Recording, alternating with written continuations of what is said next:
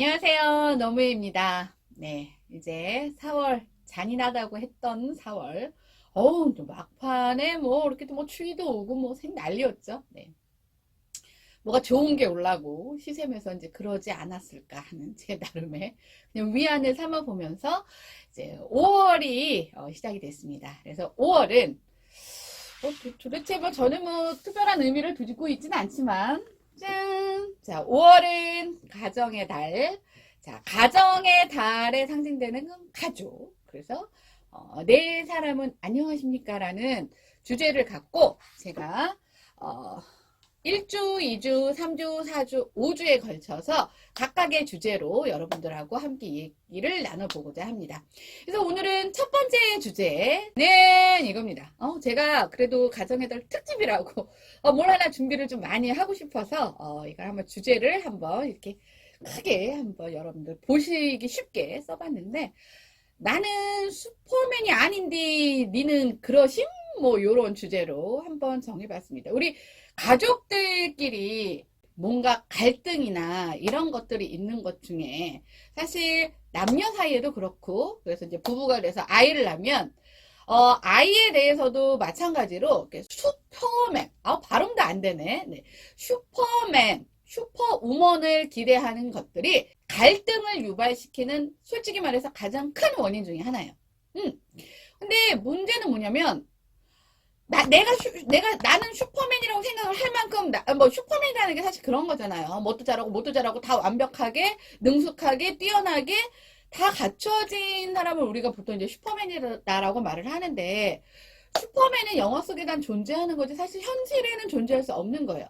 현실에도 존재할 수 없으니까 남과 여를 만나서 야, 너네들 불안정하니까 함께 살아라고 만들어 놨는데, 그래서 가정이 있는 거고 가족이 되는 건데, 우리는 보통 상대 배우자, 남자는 여자한테, 여자는 남자한테, 또는 이제 부모가 자식한테, 이렇게 보통 슈퍼맨, 슈퍼우먼을 원하는 경우들이 굉장히 많아요. 사실 그래서 오늘은 제가 첫 번째 주제로 그것을 한번 잡아봤습니다. 그러면 왜 슈퍼맨, 슈퍼우먼을 원하는 건지, 도대체 그 슈퍼맨을 바라는 그 기저 안에는 어떤 것들이 들어가는지에 대한 얘기를 오늘 해보겠습니다. 슈퍼맨, 슈퍼우먼을 바라는 기저에는 두 가지 핵심 포인트가 있어요. 하나는 자아라는 놈이고요. 하나는 자존감이라는 놈이 있어요. 네. 자아는 이제 명리학적으로 보통 많이 이제 언급이 되는 용어고, 자존감은 심리학의 용어로 많이 여러분들이 들어보셨을 거예요. 근데 자아와 자존감은 똑같은 자씨지만 애들이 틀립니다. 어떻게 틀리냐면, 자아는 타고난 유전적 소양이에요. 우리가 흔히 말하는 천성, 본성, 제 원래 성격, 이게 자아예요. 이게 자아고, 자존감은 뭐냐면, 얘는 자아라는 놈은 엄마가 딱 잉태를 하잖아요. 그러면 눈이 생기고 심장이 생기고 뭐가 생기면서 이미 아이들의 그런 부분들은 유전적으로 형성이 되지만, 자존감이라는 아이는요, 엄마 모태에 있을 때는 자존감이라는 게 존재하지 않아요. 얘는 언제부터 시작이 되냐면, 태어나서 이제 딱 하루부터 시작이 되는 거예요. 그래서 이 아이는 선천적일 수 없었고, 거의 100%에 가깝다 할 만큼 이제 후천적으로 키워지는 거예요. 키워지는 거. 근데 이 자존감의 특징은요, 키워지면 마냥 그냥 70 될 때까지 키워질 수 있으면 얼마나 좋겠어요.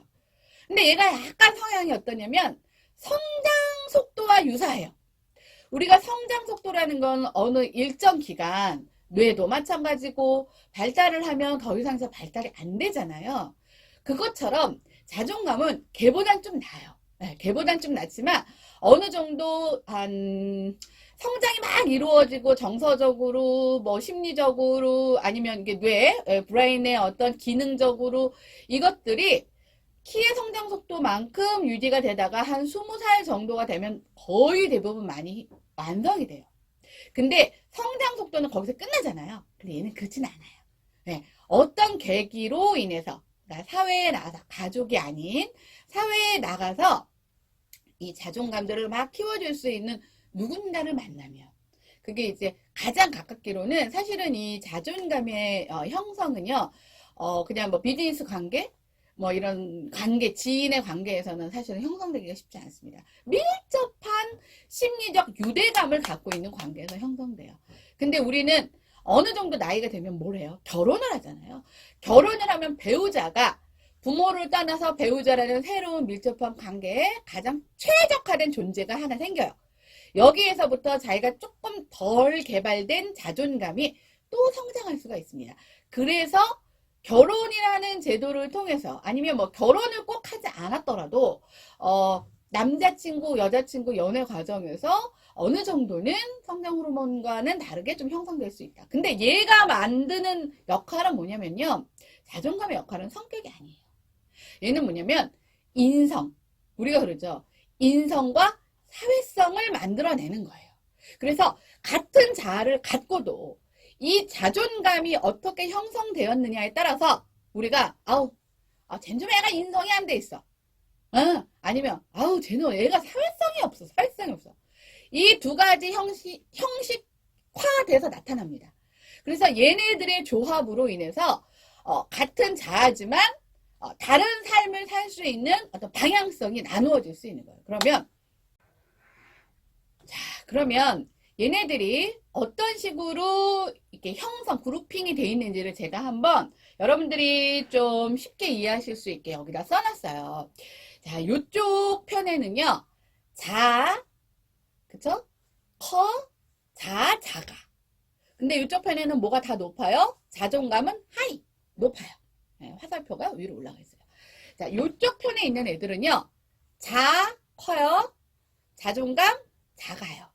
자와 자존감은요, 표현도 달라요. 자는 크다, 작다로 표현하고, 자존감은 높다, 낮다로 표현합니다. 자, 이쪽에 있는 애들은, 자 크고, 자 작은데, 둘 다 자존감은 매우 낮아요. 그럼, 전에 제가 한번 말씀드렸는데, 자라는 게 뭐였더라 하고, 살짝 기억이 가물가물 하시는 분, 제가 요즘에 늘 하는 짓인데, 상기시켜드리기 위해서 자아가 뭔지 다시 한번 제가 여기 한번 갖다 놔봤습니다. 자아라는 게 뭐라 그랬어요? 내 의견, 내 생각, 내 기호, 내 성향, 그렇죠? 뭐 이런 것들이 자아라고 그랬어요. 여기는 나라고 쓰지만 뭐 한문으로 쓰면은 결국 자아예요. 자, 요런 것들이 큰 사람. 그래서 우리는 그러잖아요.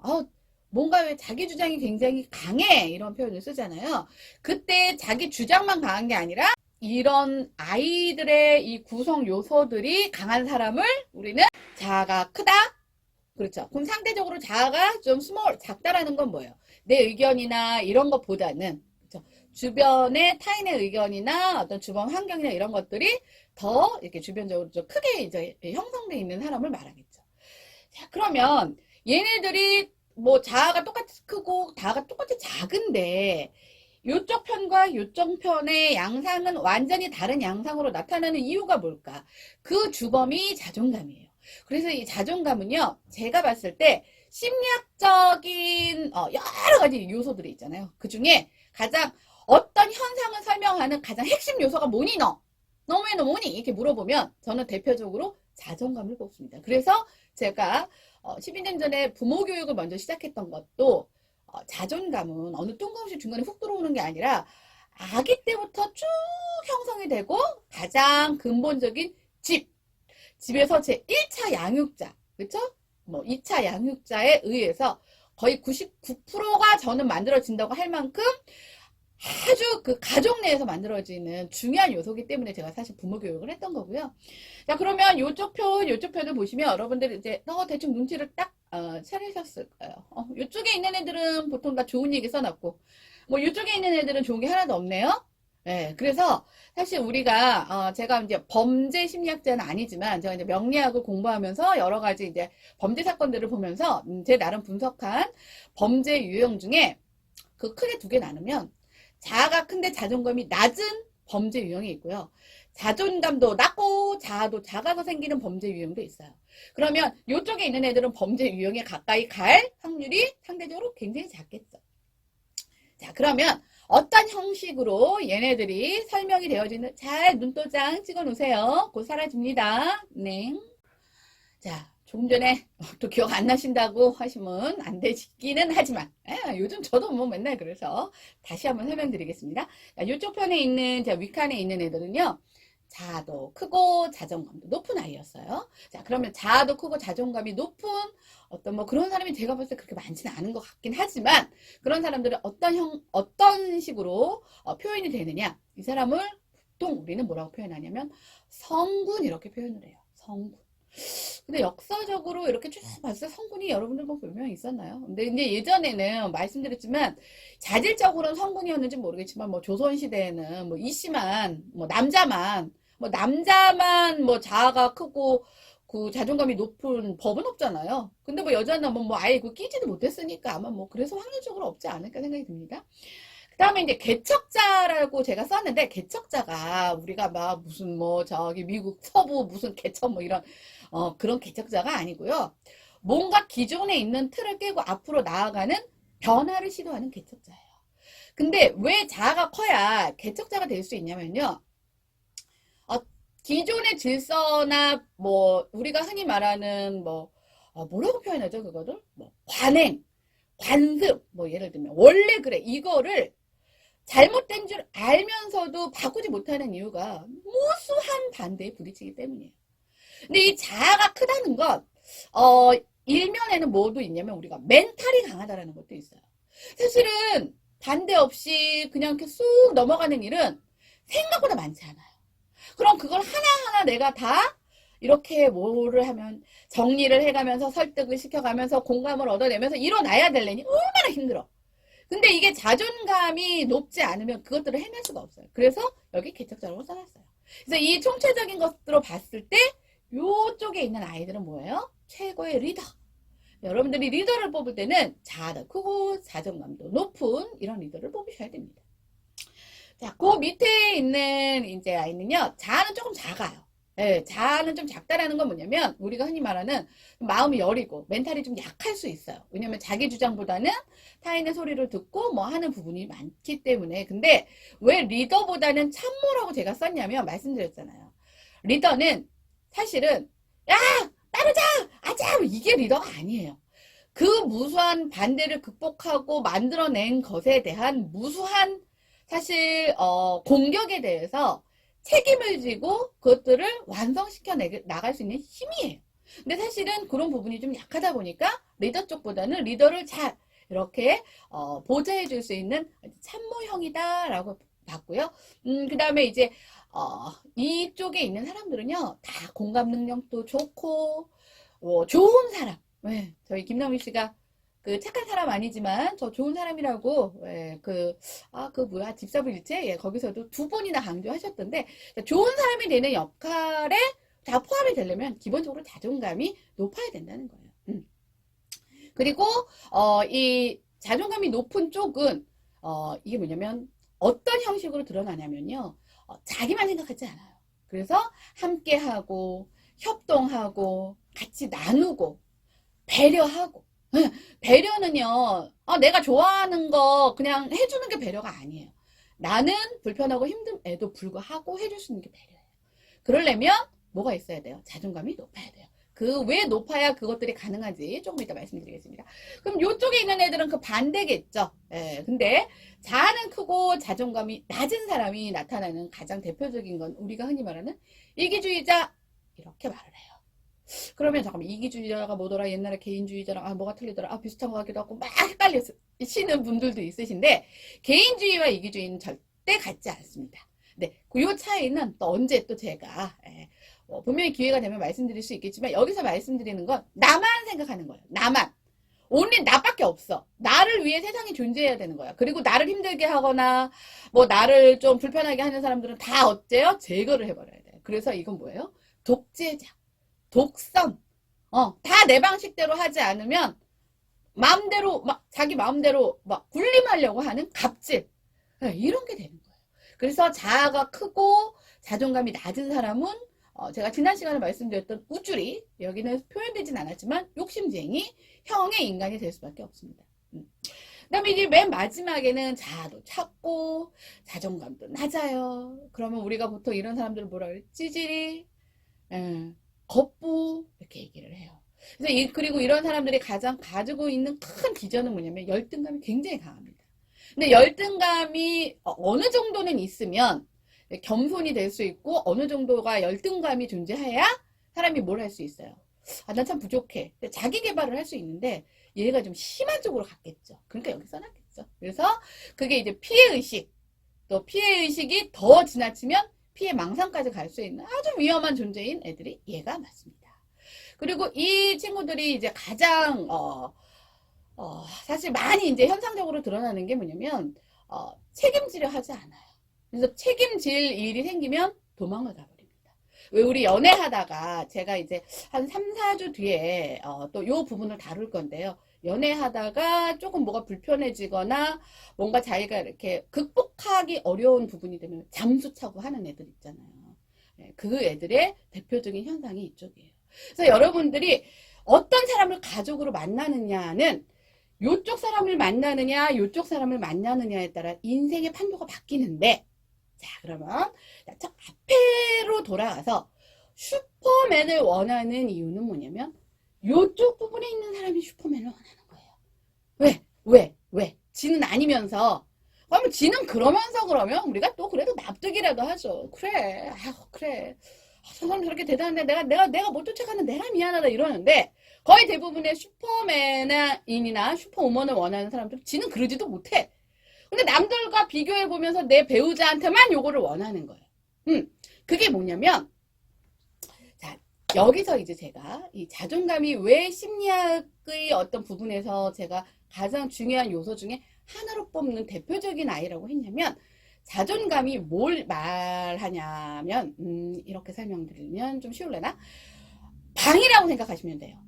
방. 근데 예를 들면, 방이 하나밖에 없어. 근데 방이 하나가 100평이 넘어. 그러면 그 방 한 구탱이에 뭐 이렇게 칸막이 치고, 야, 너 들어가. 그래도 내 룸이 어떻게 해요? 99평이 남죠. 그러니까 뭐가 되는 거예요? 마음이 너그럽고 여유로운 거예요. 불안하지가 않아. 아니면 뭐 한 칸짜리 방이라도 좋아. 한 칸짜리 방이 한 수백 개 있어. 네, 큰 방은 아니지만 한 칸짜리 방이 수백 개 있어. 그래 너도 하나 쓰고, 그래 너도 하나 쓰고, 너도 하나 써도 나한테 돌아오는 룸이 많으면 우리가 뭐가 돼요? 마음이 여유로우니까 불안하지 않아. 불안하지 않으니까 뭐 안 해요?